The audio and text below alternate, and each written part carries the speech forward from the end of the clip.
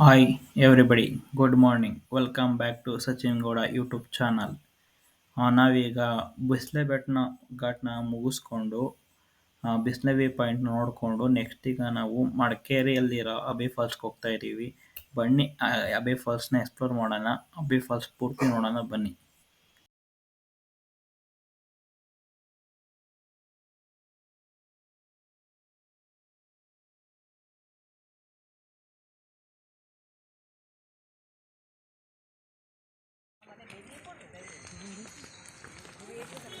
ನಡಿರಲಿ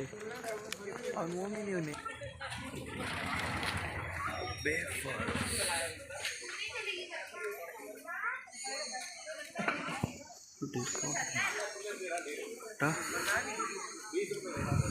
tourism.